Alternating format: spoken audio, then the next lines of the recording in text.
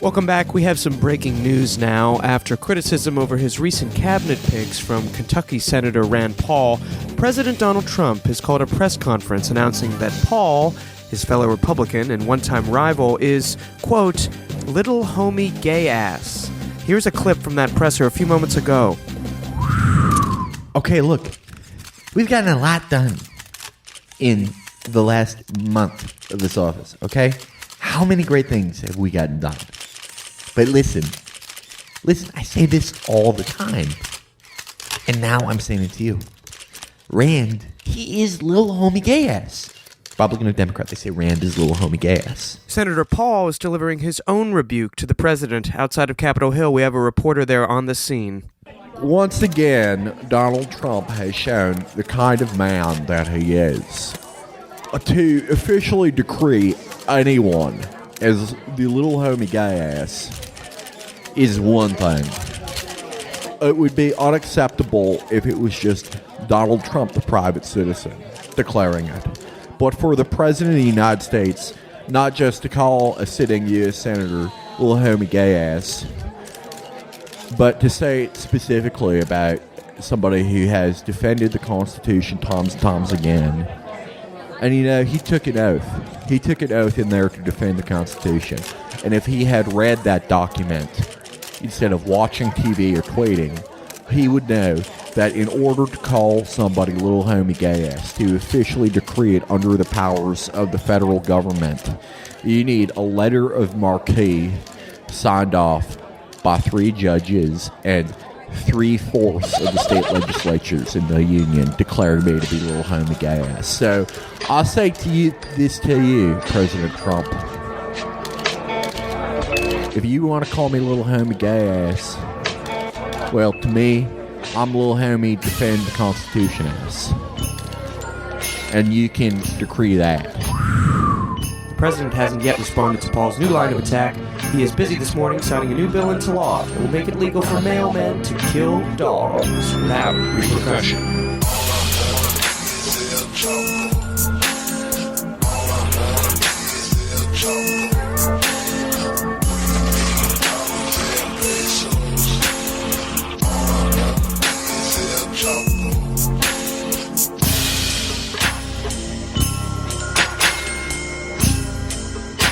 We're joined now by journalist Shane Bauer, who I gotta say, thank you for joining us on this snow day and making it out to be here with us.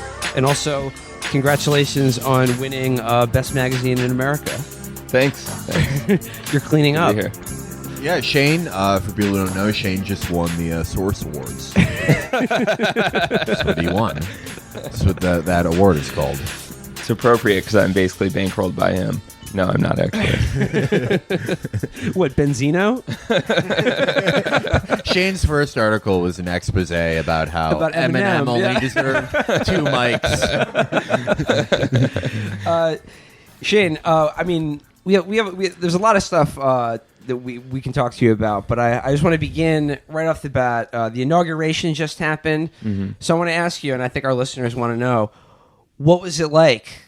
You know, January 20th, 1981, Reagan has been inaugurated. You've just been freed from Iran. You're coming home again after your 444-long day ordeal. What was that like? How did you feel stepping off that airplane? It felt good, although it was in 2011 What? rather than 1981. Yeah. God damn it, Will. Will. You fucked up again. You got the fucking research wrong again. Well, oh my But how God. grateful did you feel to President Reagan? Well, this is not a good look right now. No, but seriously though, you're based in Berkeley, right? Oakland. Oakland? Yeah. Okay. I want to get your impressions, because you have a pretty unique perspective, both as a journalist and for other reasons, on all the protests that have happened since the inauguration and like the first couple weeks of the Trump administration. And in particular, I know I saw that you were tweeting from Berkeley, where the Milo event and the sort of all of the Surus that went down there. So just to begin, I mean, what did you see there, and what were your impressions of what went down in Berkeley? I mean, I think the protests generally have been really interesting, and different. I mean, I think, there's been this huge range. There's been the inauguration protest, there's the Women's March, there's the airport stuff. Then there's this kind of round of Milo protests, anti-Milo protests around the country. And they've all been really different. I was at all of them, the airport one, because I happened to be flying into the airport. And what was interesting to me about the Milo protests, one was that I've never seen anything like that in the East Bay. I've been there for about 20 years. At least that scale of kind of, I guess for lack of a better term, kind of militant street protest. There was, fires, there was a lot of vandalism. But that's not really what was unique, because that happens in Oakland all the time. Basically, if I'm at my house and there's like a helicopter flying, I ride my bike downtown and there's a riot, But a lot of times it's like kind of a small clique of people. They're kind of doing the same thing. And what was unique about this was that there were maybe 1,500 people, maybe 2,000, maybe 150 of them were actually, kind of breaking into buildings, hitting fires. But all the other people didn't take off when that happened, which is normally what would have happened in the past, I think. And the police start shooting rubber bullets at people, and people didn't go away. And I think there was kind of a sense of people being on the same page more than had been before. Not completely. I mean, there was, conflict happening within. There were some shitty things that happened. A woman got pepper sprayed. People got mistakenly identified as white supremacists. I think there was a Muslim that got beat down. There was... it was intense. People were really pretty keyed up, and there were a couple times I thought I was going to break out into fights. The majority of people, it seems you're saying, rather than be sort of not countenancing the more dangerous stuff, were sort of not participating in it, but not fleeing either. They were willing to just stick it out, basically. Yeah, the whole kind of vibe of the situation was even before it started was different. I happened to get up there earlier, and I just went to a cafe and was just reading for a little bit, and I heard somebody walking by an ACLU canvasser, and he was like, "Are you going to punch a Nazi today?" And the ACLU guy was like, no. And the other guy was like, "I am." And the ACLU guy was like, "All right. And I'm a Jew." It was like that kind of stuff is it's just a different scene. It's just a different situation that we're in now. And it seems that there's more of a sense of that a lot of people have that these kind of figures like Milo or Richard Spencer have to be just stopped and not just kind of spoken out against. I think the reaction since then has been interesting. There's been that kind of narrative of, don't feed into Milo's hand or Trump's hand, which I think is a kind of losing strategy, because everything feeds into Trump's hand. Every protest feeds into, he can, the Women's March was showing that, Democrats and the left, the whole spectrum of the left is anti-democratic. The airport protests were showing that the left loves terrorists. Black Lives Matter's race. It's all this stuff can be spun, but the point of these things is not to stick Trump in a place where he has nothing to argue anymore. Right. I mean, all these dumb things that I see, it's always a Medium article where it's by protesting you're actually playing into Trump's hand because this is a trial balloon. I know because I've seen the show Mr. Robot. Fucking bullshit like that. It's always from tech people who don't have an understanding of politics as the execution of power and the a coalition of wills and ideas. They think it is a TV show, and they think it is a fucking inner tech company power struggle. And they also believe in this logic dork shit where it's well, if we actually stop doing all the bad stuff, then Trump can't say that he made America great again. Right. And it's what the fuck are you talking about? Have you seen any political process in any country fucking ever? Yeah, the idea that ignoring whatever hate is makes it go away has never ever happened. You know? Never. Never. You know, Well, I mean, I understand that people want to feel like they're stopping these guys, but I gotta say, I think that all of this stuff is very counterproductive.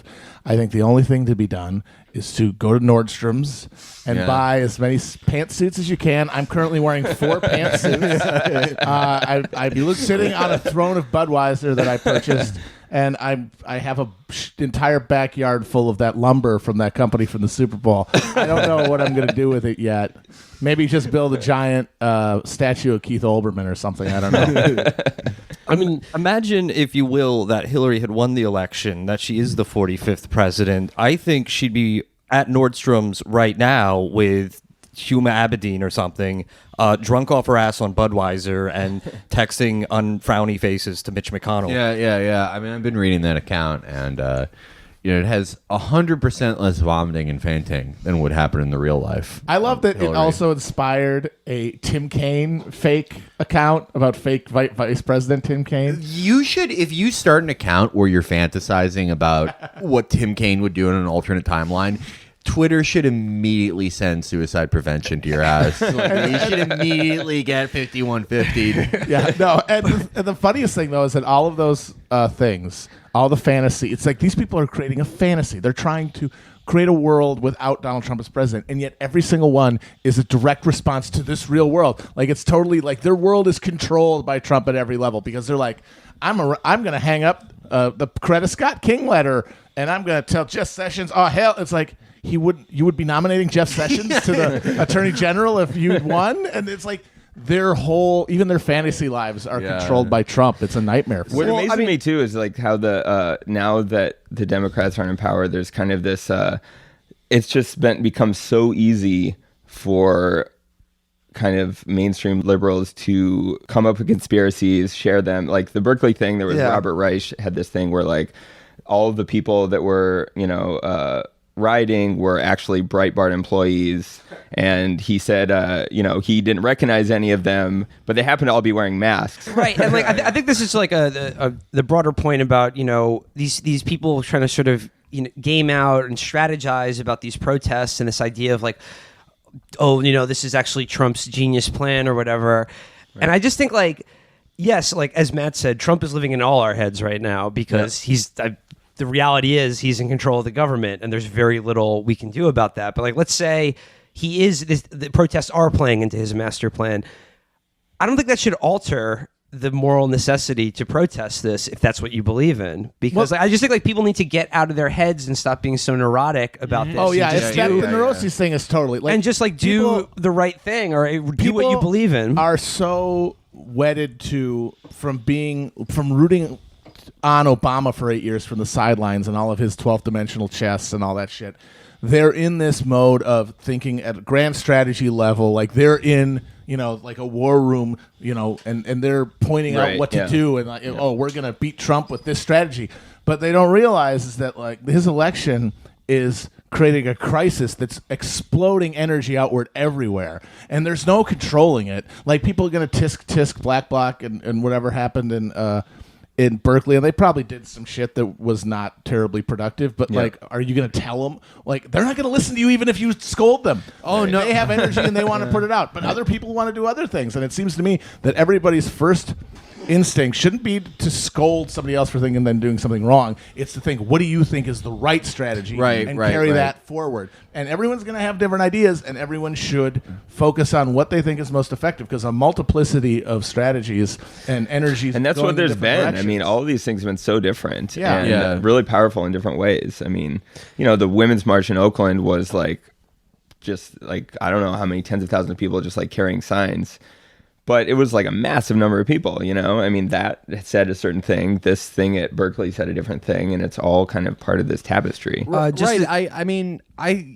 You do need a diversity of tactics, because this is a huge country where there's a huge amount of people that believe a huge amount of different shit. It's amazing. Like, I love it when people complain about the anarchists, and they're like, oh, they're smashing up the town that voted for, that went for Hillary by 80%. Like, yeah, anarchists love Hillary, dude. But anyway, I think that this mindset that a lot of the liberal commentariat has gotten into, where everything plays into Trump's hand, and it's all a trial balloon, and they're playing 12th dimensional chess.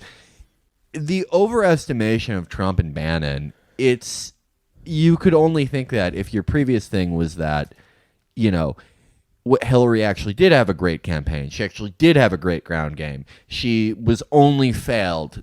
She didn't fail anyone. Her campaign didn't fuck up in any way. So the only thing that could beat that would be the most brilliant political tacticians in history and a groundswell of Nazism, neither of which are the case. I mean, yes, Steve Bannon has read The Art of War, and I'm aware that in fucking DC that makes you a genius, even though 90% of the shit in that book is like, try to get the sun in your enemy's eyes. But it's like Sun Tzu says, a good commander is benevolent and unconcerned with fame. What? Sun Tzu, the Chinese Prince Machiavelli. Don't he turn me on to him? Zoo. Sun Tzu, you fucking ass kid. He's just a fucking obese rich guy at the end of the day who's read a few fucking books. He isn't reading your fucking mind. He is if you put him in your mind and think that every single thing you do relates to one of his actions. But at the end of the day, he's just a guy, and Trump's just a fucking guy, and this is just fucking politics. Well, I mean, these people, they're just trading in one insane fantasia for another. They spent 8 years convinced that Obama's coup, his brilliant 12th dimensional chess coup, was right around the corner. That like every time he was getting his shit kicked in by the GOP nonstop, not getting a thing done, not confirming a Supreme Court justice for a vacancy that was open for almost a year, not accomplishing anything domestically or foreign policy for years. They were insisting, no, just wait. It's coming. He's setting up these pins. You don't see it. And then he left, and they have still not processed that, he wasn't doing that. And now they've just transferred that fantasy onto Trump. It's also a fantasy about Obama that in some way exculpates themselves for supporting someone who does nakedly bad things. And it reminds me of this tweet. It was some liberal, like Think Progress type pundit who said, Obama in his heart is a good person. He doesn't want to do the drone strikes, but they make him do it. The funniest one of those, this was, I think, from the movie Bob, who is one of the sad love that boys guy. who love comic books and cartoons and video games, but then also decide that they're political master geniuses. Who remember when there was that really gross New York Times piece about the kill list and the signature strikes that had the quote of Obama saying, "I'm really good at killing people." He said, "That's bad," and this was before 2012. He's like, but he's up for re-election, and he might think that some of the more war-happy people in America are going to read that, and they're going to be more likely to vote for him because they said that he likes to kill people. Like, how much glue do you have to huff to think at that level to try to like justify just heinous callousness? King Leopold, by cutting off people's arms, he's actually he's watching on for his right flank. He's triangulating. Just like to get back to like the protests and like the larger response to Trump, I was wondering, like, Shane, of anything that you've covered or seen nationally that excites or interests you, that you think is something new or different as opposed to a lot of the energy or activism that took place during the Bush administration. I mean, I think that what seems new to me is that the country is just polarizing like crazy, and these protests, a lot of them, there's the kind of black bloc anti-fascist type, the people that call themselves that, but that kind of sentiment of this like freak out that we're entering this kind of fascist era, I think is like a pretty common theme. And I feel like a lot of people are moving, either people are moving right and left in all directions, and that seems to come through to me in these protests. Mm-hmm. And like, for instance, last week we went to two protests. Brendan and I went to this one in front of Chuck Schumer's house on Prospect Park West, which was really cool. It got like 3,000 people came out there. Did anyone yell "Cuck Schumer" at him? No, but I tried to get a good chant going of Chucky, Chucky. And like a lot of the chants were like Senator Schumer, grow a spine. Now it's time to, sing this time or something. And I just thought, well, that's expecting a little too much of Chuck Schumer. So I'd prefer to just do the Daryl, just chant at his window. For all I know, he wasn't even home. But if his neighbors in the co-op board get pissed off, I think that's a better pressure point than most forms of popular protest. Yeah. And then on Thursday, actually, was even more amazing, was the Yemeni bodega strike that happened here in New York City. Yemen, as we all know, is one of the 7 countries on this block banned list that just came out of the Trump administration. And probably 2,000 bodega workers just were mad deep in front of Borough Hall, which is like the original Brooklyn City Hall. And I was blown away by it. And like for these guys, like the bodega workers, like that's a precarious existence. They live like minute to minute, like, I mean, paycheck to paycheck was like, that's soft selling it. Yeah. Like that, like they like to take off like half a day for them is a big deal. And there was a really, really big and impressive turnout. Yemenis are really good at that, though. I lived in Yemen for like a year and a half, and I remember there was like a minor tax increase, and the shopkeepers across the whole country like went on strike. Yeah. It's like, I think there's people talking about a general strike in the U.S. It doesn't work here, It's like everybody is like kind of internalized this idea of individualized protest, like what eggs you buy, kind of, whether you buy organic or not. But Yemen, they have it. Shane, did you ever see the? It was after the triple tap in Sana'a when the Saudis hit like one position, then the hospital and the funeral. 1 million people came out to fucking protest in Sana'a, and Saudi jets were fucking strafing them, and they were still out there like. Yeah, I guess we need some Houthi organizers, is what I'm saying. Do you have an opinion though on like a lot of, on the idea of a general strike, or would that be effective in the current American climate and culture, do you think? I mean, I guess on the one hand, you can't really say like this thing has never happened before, so it's not going to work, because that's not the world we live in anymore in this country. But yeah, I mean, I've seen like attempts at general strikes, even just in a city like Oakland. It's still like a tiny, minority, even though it could be like a big march or something that comes out of it. But yeah, I mean, the idea of like, a significant portion of the population going on strike, it's hard to imagine to me. I mean, I think that part of the thing that trips people up and makes them worried about it is the term, because they feel like it's promising more than they can deliver. Totally. They're like hoping like like when they overthrew the cap putsch, in 1919 or whatever. And I think like if you called it something else, like just like a one day, you don't go to work, you go in the streets, work so like the model sort of would be the moratorium in 1969, which was a nationwide one day walkout basically to protest Vietnam, and it was massively successful. It was like millions of people, and if they'd called it a general strike, it would go on the list with all the sad failed general strikes to come before it. Right. And I think that might be true here, because I think obviously people are going to have to stay in the habit of agitating and organizing and being out, and so there's going to have to be periodical like mass protests, like Women's March modeled mass demonstrations to keep the muscles, up. I just think, like, to this broader point about protest and strategy and things like that, I think it's just, frankly, most of us didn't think this would be like a situation we'd find ourselves in our adult lives really considering. But I just think, like, nobody can really know what will be important or effective in the future. So cast a wide net and just do what you believe in, and just, like, I do think that, like, I mean, maybe not a general strike, but like in industry specific, like organized, like labor spaces. Well, that's what impressed me about the bodega. Like the bodega exactly. Like people use bodegas. Yeah, and they're just all of a sudden they're like, or gone. the cabs during the JFK thing. Yeah. Like that is something that like on a more local and a more like industry specific model, because most people in America aren't in a union. They can get fired for not coming in. Yeah. But like places where there is unions, where there is that sort of collective power, like they need to like get beyond narrow, issues of pay and stuff like that, because like they're coming for them hardcore. Like national right to work is on the agenda. Yeah, past that. So like I think that's going to be very important. But of course, most people listening to this are not in a union, because there's barely anybody in a union anymore. To change directions, slightly. I do want to talk to you, Shane, about one of your most recent investigative pieces. You know that you're racking up all these bloody magazine awards for.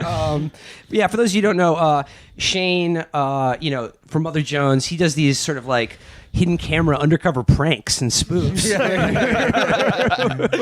I basically just splice video together to make it look like just like haunted house sort of like people spoofs and elevators and things like that. Yeah, you like scare people. Abortion doctors are selling. Yeah, sort of a ripoff of James O'Keefe. No, but I want to ask about the thing you did where you joined this paramilitary border militia. The 3% United Patriots Militia. Those sound like good dudes. This is my favorite detail. For, quote, Operation Spring Break. And Brendan, can you just edit in the James Franco going, Spring Break, Spring Break. But Shane, first of all, could you explain who the 3% United Patriots Militia was, how you joined them, and just like what that scene is like? Yeah, so 3% United Patriots are a national militia. This is a phenomenon that started kind of after Obama was elected. The militia movement started in the 90s and kind of died down after Bush was elected, and then Obama became president, and it skyrocketed. And in the 90s, they had been kind of localized militias, kind of county-based. And then after Obama, there were some statewide militias. California has one, Arizona has one. That have kind of battalions across the state and things like that. And then there's groups like 3% United Patriots that are kind of more nationally organized. And they're also a little bit different. They're part of this kind of larger movement called the 3%er movement. And what does that 3% refer to? The idea... It's the type of milk they drink. They add extra fat to the 2% because they're that manly. Well, you mix 2% and 1%. That's what I said. It's based on the belief that 3% of the American population was responsible for overthrowing the British in 1776, which New York City. Which is a belief that historians say is specious, but that kind of really doesn't matter. These guys, so they're basically the paramilitary wing of this kind of larger movement, and the movement is it's just kind of based around a Lucite kind of just patriot movement ideas, this fundamentalist belief in the Constitution, hatred for the federal government, although I would imagine that's probably changed in the last few weeks. So this group, their main core is in Colorado. They also have branches across the country. And I basically just kind of poking around in the militia movement. I started a Facebook page and just followed a bunch of militia groups and then just sent blanket friend requests to everybody following them. And then within a couple of days, I had 200 militia friends, and I would just repost posts that they would put up. Can you give us what are their memes like? It's like, what are the Facebook militia memes? Syrian crosses the border because Obama has declared Sharia law, that kind of stuff. And I would just repost that stuff, to keep my page active. There's a guy in a turban and it says, "I can has Sharia." we could have I wish you had told us while you were doing it, because we would have made some memes for you. It would have been a guy in a cardboard box with his beard sticking out, and it would be it may not look it, but a man going through the border right now. We're kind of like a militia, but for posting. Yeah. I mean, we're more like Hezbollah. We're an army. Of course, Felix. Yeah. So. But so you created this kind of this Facebook presence, and then how did you actually go about joining this group and going on one of these patrols? They're based out of Colorado, but then they go down to the border, and what do they do? Well, so before I went to the border, I actually joined some California militias, just kind of get my foot in the water, and I figured I could stay home, go off into the woods on the weekends. And so I joined the California State Militia. I also joined a militia called the 31st Defense Legion. Called myself Rattlesnake. Call me Snake. And it was a kind of hilarious scene in some ways. There was one time, so I met with this 31st Defense Legion, which is a breakaway group from the the California State Militia, and I met with this guy in like a Starbucks in Target in San Rafael, and we're like sitting in the corner. He's talking to me in low tones, and he's just like, the California State Militia, they're a bunch of pussies. We're like the ones that, we're really the hardcore. We have a brotherhood. And I was like, all right, I'm in. So I like went off to this like place in far Northern California for a weekend training. And it's like 15 of us. And we get out of the truck and this guy's like, okay, everybody, 31st Defense Legion protocol is now in effect. If you have a question, you need to ask the officer that ranks immediately above you. And we're like standing in a circle of like 10 or 15 people, and there's like 8 or 9 ranks among those people. And then we're just like doing like, we're running through the water across rivers, doing like these kind of So you like do some like obstacle course stuff, like yeah, basically, yeah. trust falls. No, Monkey didn't do bars? that. Did they have you do improv exercises? This is the UCB militia. I need a place. The border. I need a job. Terrorists. So the whole time I had kind of actually like I wanted to join this kind of national militia, the 3% United Patriots, and then I saw this thing on Facebook where they had a call out for a border operation. It was like a private page, and I just requested access, and they gave it to me immediately. And there was like a post that Great said, OPSEC. Yeah. There was a post that was like, who's coming down to the border? Post yes, if so. I just said yes, and then like they post the coordinates, and I just got a plane ticket. Wait a minute. Wasn't there at least like, are you an investigative journalist? Check yes or no. Do you was it like when somebody like throws a party on Facebook and like 2 days before the event they're like, guys, the maybes are legitimately hurting my feelings.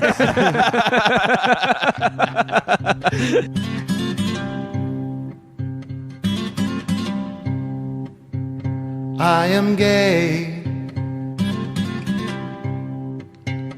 and I voted for Obama.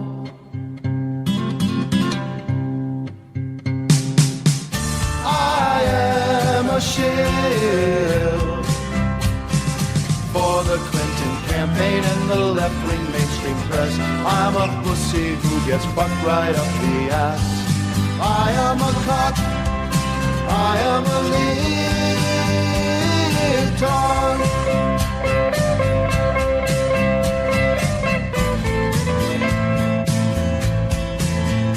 I'm a fag who wants blacks to live amongst us and Arabs to have equal rights.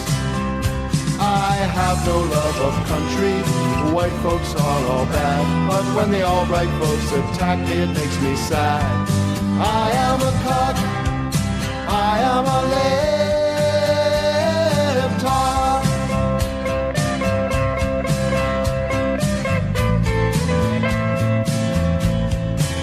Don't talk of Trump,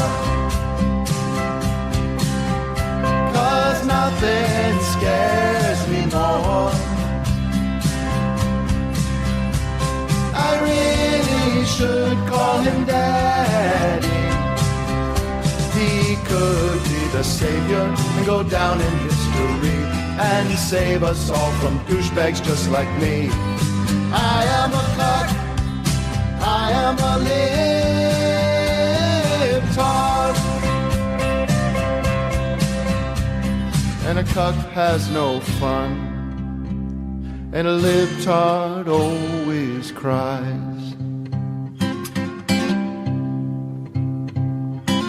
Okay, so like the California training in the woods, and then like this other thing, like I guess like each group has a sort of different flavor. But like, what I want to know is like when you're hanging out with these guys and you're talking to them, like is it like, are they legitimately disturbing and scary people, or are they, absent some odd or noxious political beliefs, like kind of just regular guys Or who want to are go they hang out and sad like internet nerds? Yeah, like it's kind of a mix of all of them. And I mean the guys in Arizona, they were pretty scary. I mean, a lot of them were Afghan war vets, and they're doing actual operation in the desert trying to find Mexicans. And they have like assault rifles. They have, they're all armed, right? Yeah. And I really stood out because, in California, you can only have a 10-round magazine. So, like, when I was in Arizona, they're like, what the fuck do you have that 10-round magazine for? And they have, like, not only 20-round magazines, but, like, 8 of them on their chest, Jesus. And so, we're, like, rolling out, going to... on these like operations in the middle of the night in the daytime, and they're like amped up. They're talking about hunting Mexicans. It's kind of this weird mix of this kind of like, in some ways, a lot of them are really pathetic. I went on this operation with these 2 guys, and we're just like combing through the desert looking for people, and we're like walking, and this one guy is like points at the sand, and the other guy looks, and he's like looks up at him dramatically, and he's like, moccasin print. And the other guy is like, yep. And then they start, and I like looking, there's like nothing, it's just like waves in the sand, so then they're like following these imaginary footprints, and I'm just like walking with him, and he finds like a cellophane wrapper on the ground, and he picks it up and like crumples it in his hand, and he like turns in another direction. He's like, that way, and it's like, it's like kind of a joke. It's like a video game, but they actually like are carrying assault rifles and are looking for people and like have war experience, Well, one of the things you write about in the article, like you mentioned that a lot of these guys are Iraq and Afghanistan veterans, and one of the things that really struck out to me is I think one of the guys you talked about how this was like almost therapeutic for him. Yeah. Right? Like that to come back to America, and kind of it reminded him of what they were doing in Afghanistan and hanging out with guys with guns, and this kind of almost play acting war on American soil as a kind of therapy. Yeah. I mean, they see it as that kind of, out in the middle of nowhere. Arizona is like the Wild West. It's like the frontier, and they're defending the frontier. They're protecting the country. They feel that kind of similar camaraderie as they did in the military. I heard a lot of people say that kind of stuff. That you can't get in civilian life when you come home. They feel that that's lacking from their day-to-day experience. And, there's kind of a lot of them too that don't have military experience, that are just kind of like, suburban, alienated, working class white guys that like you could imagine having gone in a totally different direction, but somehow this is the thing they fell into, and they felt some kind of sense of community, and just went with that. And sounds like they should have gamed. They should have gamed. So it's in some way like a primal scream therapy for these, white men who, like a recurring theme in the article, economic anxiety, right? You talk about this one guy who came back from Afghanistan, right? And he was working in a subway. He's got a child with a heart condition. Totally. And they're always bemoaning the state of Veterans Affairs. But I remember that paragraph clearly because it cuts from...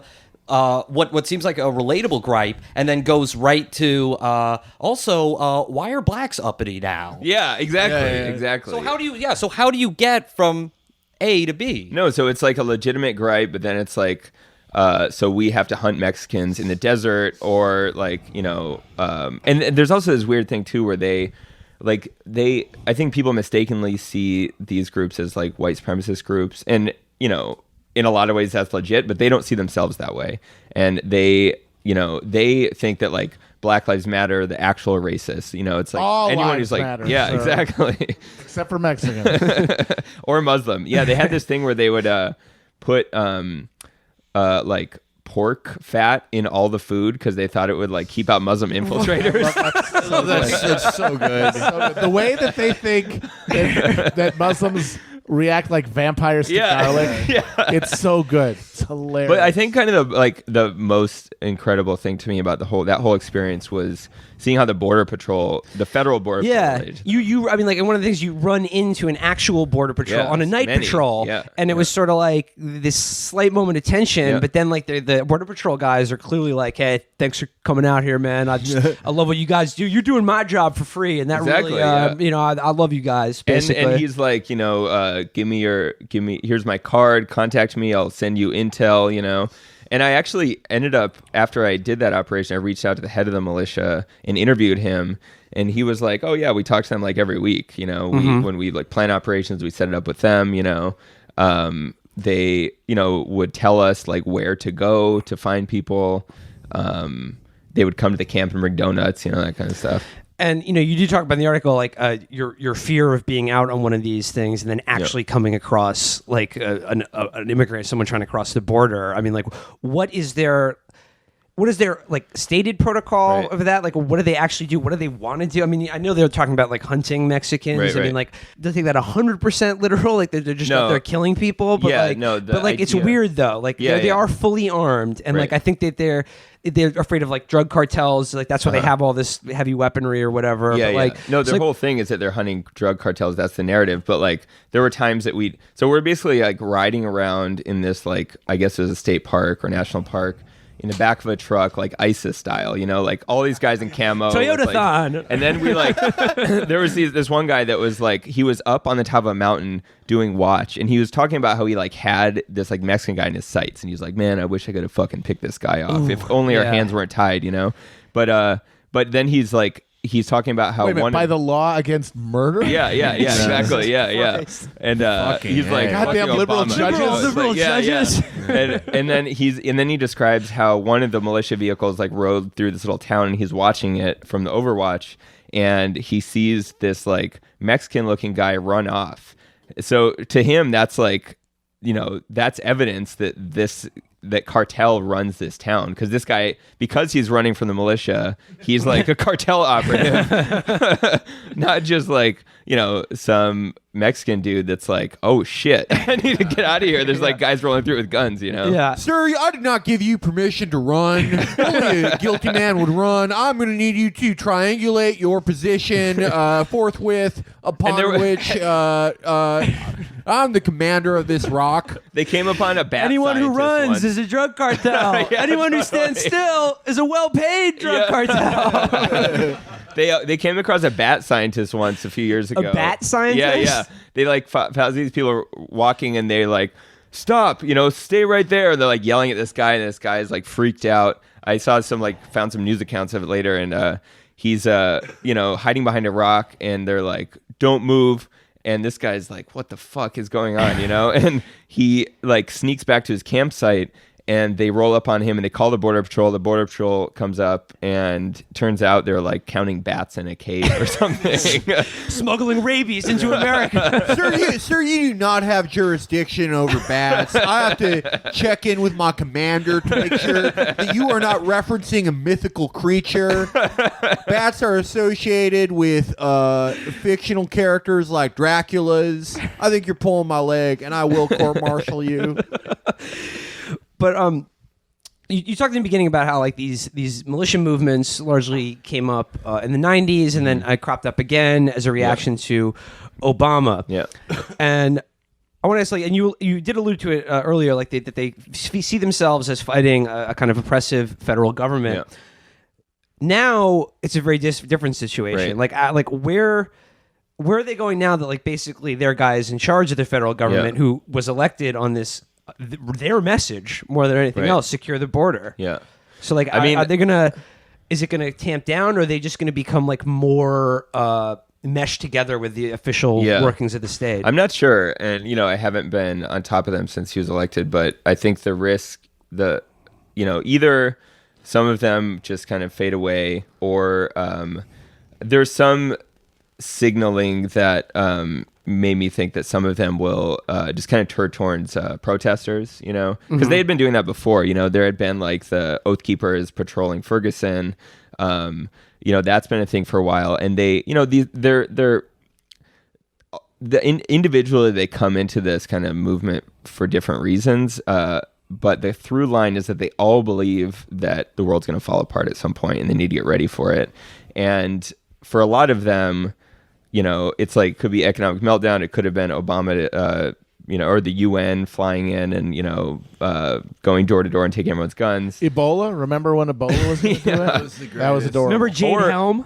Or, yeah, exactly. Or it could have been, or it could be Black Lives Matter, or, civil unrest, which is like a thing that, is still happening, that they could point to. Well, I mean, what's going to happen is that Trump's going to be president, and their lives are still going to be shitty, and they're going to have to blame somebody. Yeah. And the people who are standing against him are going to be the easiest explanation and target. And like Oh, I'm sorry. Go ahead. No, go ahead, Virgil. Okay, well, they're already paranoid, and that was that was probably the more haunting theme throughout your piece was their paranoia that they're infiltrators, and it's all Muslims and Mexicans. Cartel guys are everywhere. Right. Like every fucking Mexican person they meet is like, oh yeah, definite cartel agent. And the most disturbing passage, and there were so many disturbing passages, I thought was when you were out on patrol with those two guys. And Felix, you like this detail? These guys they were like childhood friends, right? They're from the same hometown, but one of them outranks the other, and the other one calls him sir. Yeah. I mean, something that like I don't know. It kind of reminds me of fight gyms. What a shock! It reminds me of one of the three things that I know about. What a shock that everything in the world goes back to the only things that I've ever done or know about. But no, there is like combination of these two things that sort of happen when you're economically dislocated and you feel degraded every day and everything's fucked up all the time.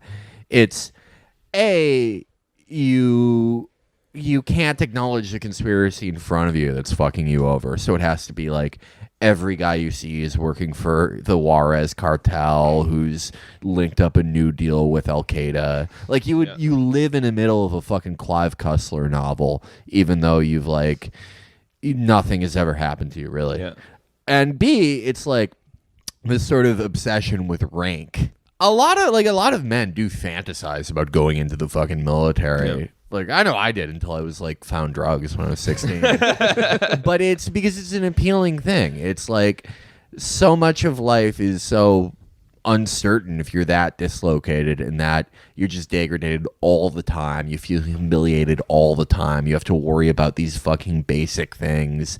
And to have a rank over your fellow man that you're, doing this with, and also that you're a troop and that fucking Mexican piece of shit has to, prove that he's not part of the conspiracy to, turn your house into a fucking heroin cutting plant.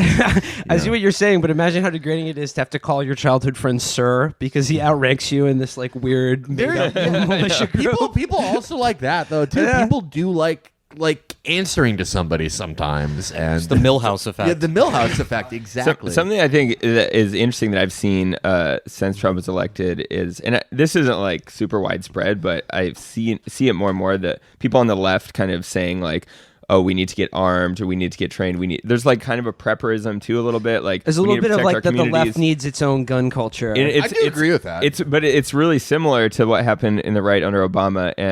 But the thing is, if the conflict starts, civil war starts, and that's like I saw this like picture going around on Facebook of this guy that was like this kind of leftist guy that was like, we need to start militias, and he was like, I'm carrying my shotgun. I was like, all right, you already look like a joke. Nobody carries a fucking shotgun. It's like these guys all have AR-15s, and they've been like, I think there's. People asked when I was doing this thing, like, is this like a shadow army or something? And it never was, because it's just there's too much infighting of the militia movement, and there's the idea of them overthrowing the government is a joke. But the risk is that we have all these people on the far right that have been doing paramilitary training above ground for years. Like they're really trained, and if there is real conflict, these guys are ready. The left is not gonna stand a chance against that kind of shit. Start doing push-ups now. Well, let me tell you a little bit about myself, Shane. I thought about being a Green Beret for 2 entire years when I was in high school. I just got back from the gym. I have a 425-pound deadlift coming down from a peak of 500. And one more thing. I've been gaming for more than half my life. See, I don't need any of that shit because I have every Jed Bartlett monologue memorized. And if any one of these toothless hayseeds comes at me with an AR-15, I'm going to shred them with logic. Yeah, Matt's going to be like Patton with Rommel. You magnificent son of a bitch! You proved my point. Well, I'll just say I'm agnostic on the larger question of a gun culture or left militia movement. Guns are fun. They're fun. Pretty cool. Yeah, they are pretty cool. Why but not learn how to use them? That's all I'm saying.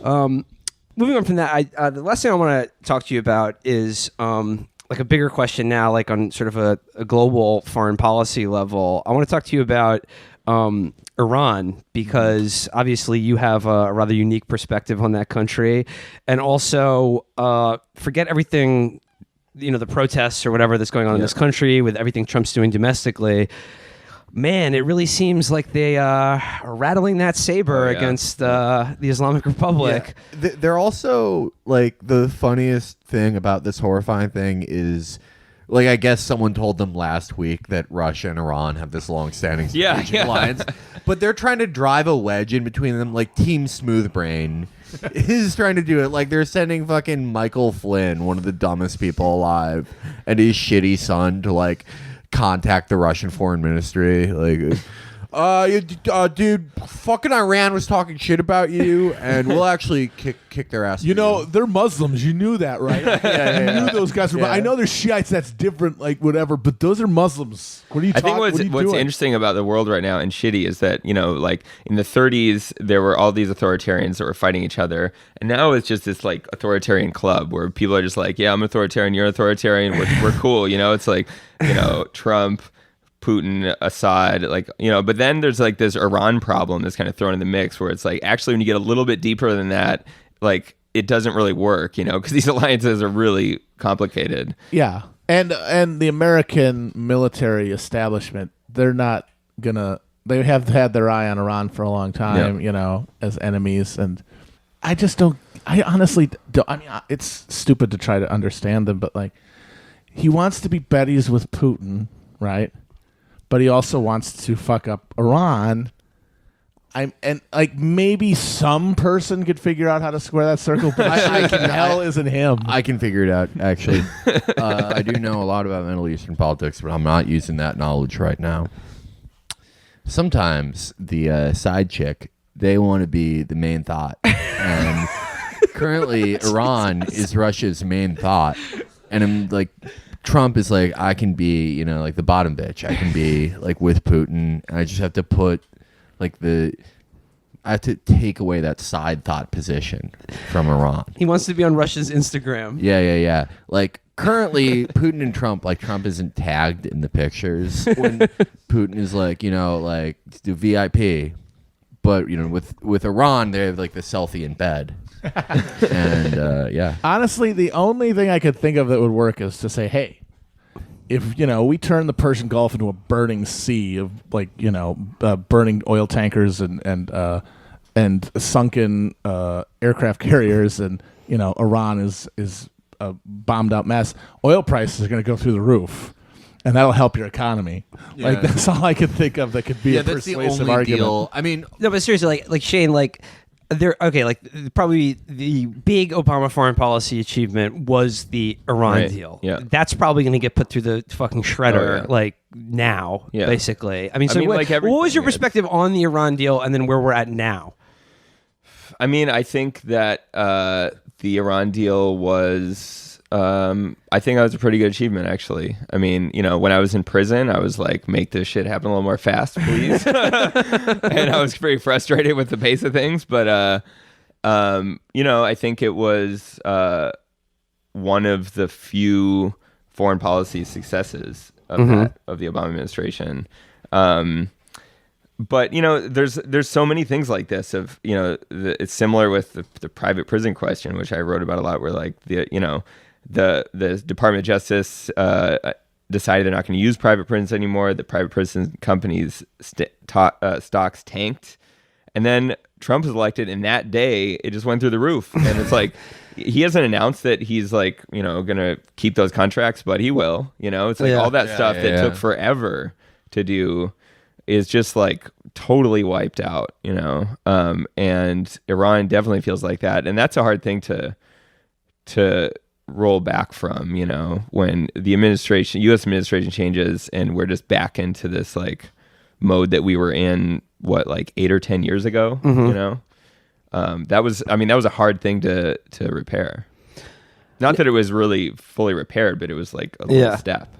I mean, I know you probably don't want to, you're not probably wishing to go to war with Iran or anything, but what if we could just like kick a few of them in the nuts? A few specific? I mean, would you personally like that, Shane? I have a few. Yeah. in mind. Just like or just like I actually a pistol that shoots a boxing glove. Yeah. I think I had those dreams for a long time after I got to prison. Yeah. Like, what do you think Iran thinks? Like, I mean, it's hard to like. Can you like put yourself in their shoes? Like, what do you think that they like? How do they look at America or like a Trump administration? I mean, who knows? I mean, the Iranian government is really complex and it fights to itself a lot. And I think that's the main like thing that the U.S. does not understand and doesn't. The media definitely doesn't really hit that level. I mean, even when I was in prison, it was kind of like the story was like, what does Iran want to get from holding us? But like. In reality, inside Iran, they were fighting with each other about what to do with us, and there were all these power plays that were happening. And I remember after I got out, we did this little tour of DC, and I met Hillary Clinton once, and she was like, Iran, they're just like, they're done. They're fighting with themselves. They're tearing each other apart, which is exactly the same story that you see on Iranian TV about the U.S. He's like, Shane, you may not be Leonard Skinner, but how does it feel to be free as a bird? Now, the principalist faction may not be 3-6 Mafia, but they are tearing this club up. Okay. Well, then... That's a rush you. Yeah, no, I mean... do you guys have anything else for Shane? I had a couple questions about the article, just 2 questions. And one was, did you, hanging out with those guys in the desert, doing the things they were doing, there was a thrill to it you talked about, you copped to. Yeah. Did you become at all paranoid throughout it? Did any of this wear off on you? The thing that paranoid me the most was the prep work for that story, which involved listening to Alex Jones every day. And at some point, I was like, I need to stop this because it's like 3 or 4 hours every day. And he's just screaming into my ear over and over. And it's not that I believed what he was saying. I was just like, holy shit, the country is falling apart. Hold on a minute, though. Hold on a minute, though. You've not seen the gay frogs? Well, They're everywhere. You mentioned their paranoia and your paranoia doing this. The other detail, you joined this movement with your real name. Yeah. What bad obstacle? But like on their part that they wouldn't just like look you up. No, I mean, like you're a journalist. Work, like they could doing find this your work, byline that story and the prison story. I mean, I never lie when I'm doing this stuff. It's kind of like a rule. So it's really showed me how little people use Google. People, I mean, and especially with just like Shane Bauer, has a byline at like a liberal Jew magazine. I think those militia guys are probably still rocking like Ask Jeeves. Yeah. They're not even using the search engine Ask Jeeves. They're asking the guy from Twitter, Jeeves. There was one time actually on Facebook that I was casting the net wide and just like trying to get involved in any militia I could. And there was like a little militia startup in California. There's like a brand trying to get going. And it was like, who's down? And I was like, I'm down. And somebody like posted under mine. It was like, this guy's a reporter and linked to something. And I was like, oh shit, what do I do? And I just like basically just deleted my comment. So it erased his and it was like, fine. That was only time. But there's like, probably hundreds of people that like saw my name in that world and that was the only guy that checked. Sent a chill down my spine by saying a malicious startup because now I'm imagining Silicon Valley deciding to secede. No, we trained once, the California State Militia. I went on a training in Menlo Park, like right across from Facebook. It was so weird. It was like these guys in camo, like running around. Half of them were passing out because they had walked like 200 feet. And then there's like these white ladies pushing those exercise strollers. So awesome. And Shane, my second question is, after you left the militia and then you contacted some of the guys to see if they wanted to do a follow-up interview, and then the article came out, what were their reactions to it? Do people hate you? Are you on the murder list now? It was interesting. I was a little nervous about that. I was like trying to make sure my address was online and stuff like that, and I watched Facebook. Some of them unfriended me, so I didn't see what they were saying. But fake friends. Yeah. Fake friends. They immediately posted a meme from Real Life Bad Guy. But a surprising number of people, either that I had met doing it or that I hadn't met, they were just in the scene, liked it. And they were kind of like, yeah, that's pretty accurate. and fair, and so I think some of them felt like they looked like badasses. It was a humanizing depiction, I felt. Yeah. Yeah, and absolutely. I mean, like, and like the way like you give due to their own self-image. Like you're not just gonna be like calling them like, oh, these racist yahoos playing with guns on the border, which, let's be honest, they kind of are.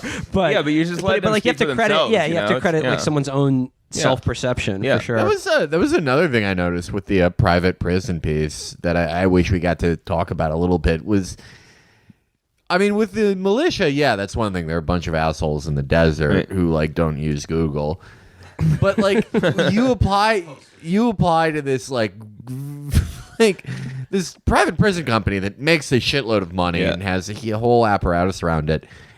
And they also didn't. They were like, "Oh, that's weird that a reporter from Mother Jones is becoming a fucking prison guard." I guess that journalism game isn't what it used to be. Everyone's got a side gig now. Yeah. It's the gig economy. Yeah, we're all hustling. We're all hustling. Well, Shane, I want to say thanks so much for talking to us, and congratulations on winning the Oscar for Best Magazine.